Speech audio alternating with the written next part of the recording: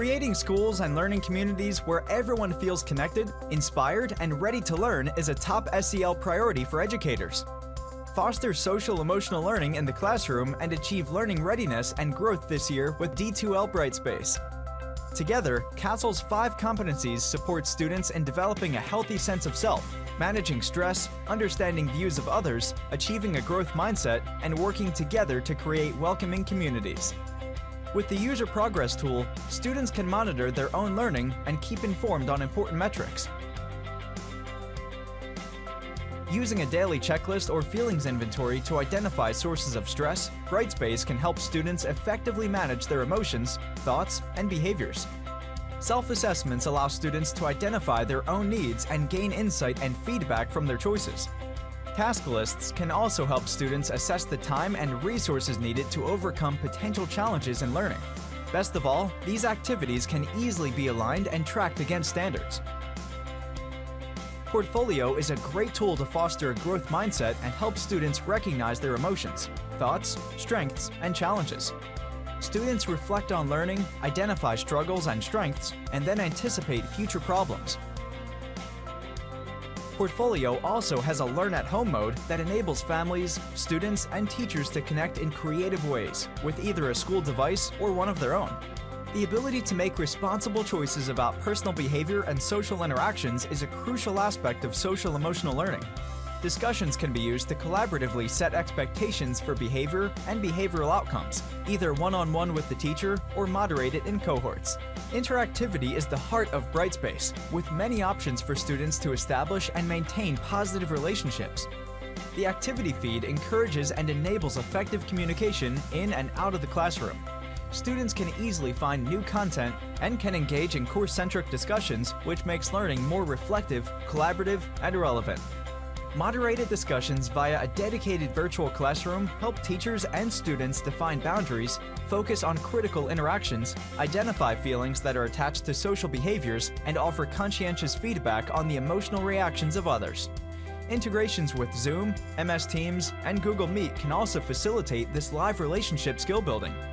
Whether it is in groups, discussions, activity feed, or video tools in Brightspace, students have the opportunity to develop a sense of social awareness, practice understanding different perspectives and backgrounds, and learn lifelong lessons of empathy with others. Your classroom, school, community, and LMS should work together to create a cohesive and inviting environment for students. Book a demo today to find out how Brightspace can help your district become more resilient and support social-emotional learning for every learner. I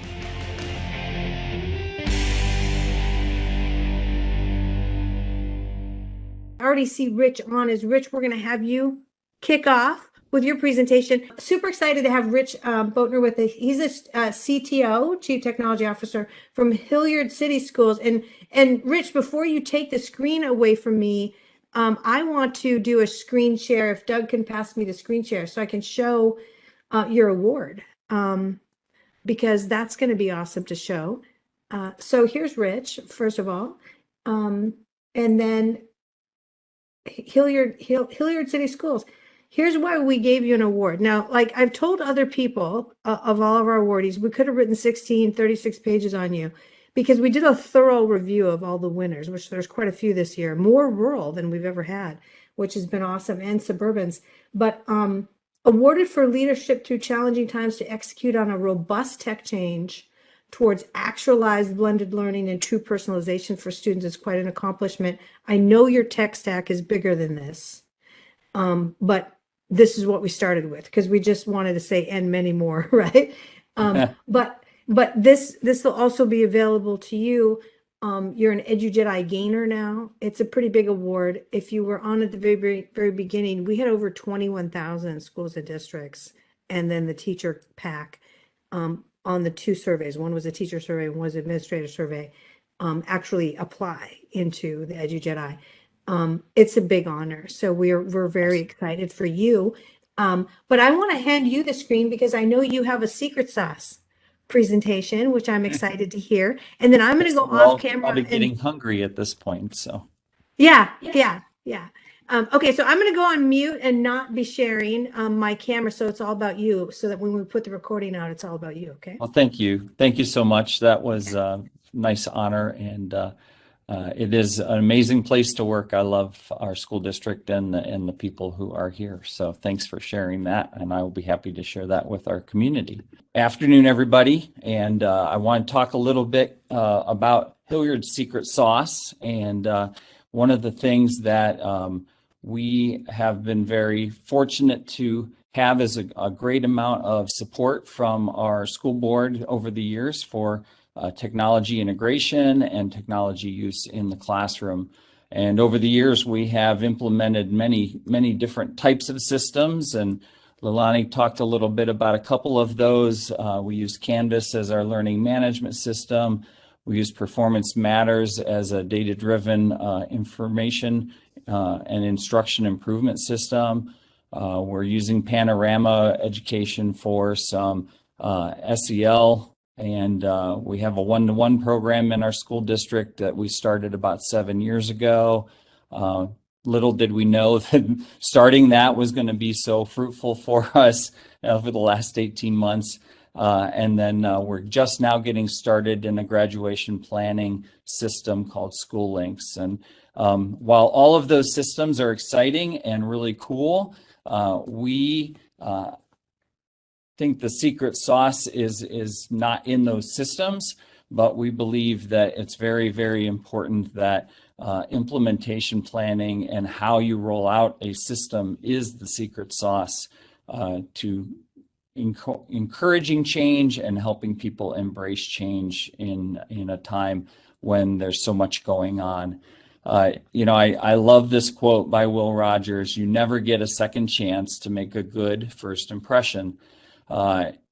What a idea and a concept. It's so simple, but when you think about it, if something is rolled out in a way, or you have an opportunity to make a first impression that is a good one, that will pay big dividends. Whenever we roll something out and we don't do it right in the beginning, we will always fight an uphill battle. And I can think back to a number of things over the years that I've been here that we have tried to use in our district, where we did not do a good job in the implementation and rollout. And we fought an uphill battle to the point where eventually that system either died or was abandoned. And so I wanted to share with you kind of the secret sauce that we use to managing that and helping make that happen. We found this a few years ago as actually someone in our curriculum team. I work in the technology department, but we work very closely with curriculum. And they had found this process for managing complex change. And I just fell in love with it immediately, because there are so many things that if you don't include all the right components, all the right ingredients to the sauce, that sauce will not taste good. And so these are the different ingredients that need to be a part of a change process or an implementation process if you want to be successful. And so let's talk real quickly about each one of those. So having a good vision and helping people understand the why to doing something that is clearly defined, it is well communicated, and then most importantly is shared. So, it's so easy to just send off an email and say, here's why we're doing something, and then to assume everyone gets it. And it's very important to make sure that the work that we do and when we implement something is shared among the group, the community. And so a lot more work has to be done in helping people understand the why and hopefully even buy into the why.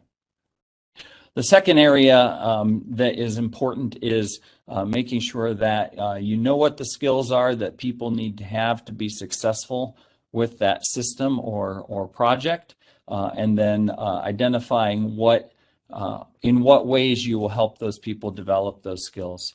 Unfortunately, too often, and actually David mentioned this a few minutes ago, how important it is to recognize that the skills and the training that is needed has to be developed over time. You can't do something one time, and I'm sure everybody here understands that, and once and done kind of training and then think everyone is ready to go. And then also finally remembering that a permanent change can take months, if not years, depending upon the kind of change that we're asking for. Incentives is the third category, and there are three ways. Somebody shared with me, and I love this. There are three ways to get compliance or use of something. One is to make requirements and then set repercussions when people don't do the things that we ask them to do. The second one is to put incentives in place that encourage people to adopt and or get on board. And then the third way is to get users to believe in and fight for that cause. And so obviously, the most powerful one is to get our users to believe in and fight for the cause, understanding the why, believing in that, and really wanting to utilize that to make a difference in what they're doing in the classroom. The fourth area is resources. So planning for the resources that are needed, who needs tools, training, and support to make this implementation a success. And then thinking about all of the different types of users that we have. So you've got support staff who need to know how to support classroom teachers. You have coaches who need to know how to train and support all of the users in the rooms, in the classroom, from the students to the teachers to the parents. And that those resources are personalized to those different groups of people. And sometimes we don't give enough attention to that. We utilize maybe the resources that are handed to us by the company, and they may be excellent. Sometimes they are not excellent. And so sometimes we find we have to redo those or make other additional resources to make sure that people have what they need to be successful. And then the fifth category is also, and maybe the most important, is the action plan. And I look at that with three different things. One is communication. We tend to want to just send out a message and say, here we go, and that's it. And people need to understand what the why is, how we're going to do something, and what it is that we're doing.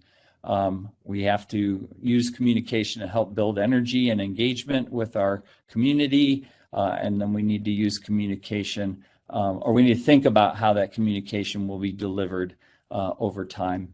The second area in the action plan is the professional development and training that will occur. How will that training occur, and who will be doing that, and how can that be sustained over time? And then finally, the last one is once we kick off the implementation, we're going to have to be able to adjust and adapt. So when things aren't going exactly the way we expect, which is normal, we have to be able to make adjustments and adapt to those adjustments and roll out additional needs, support, incentives, skills, etc.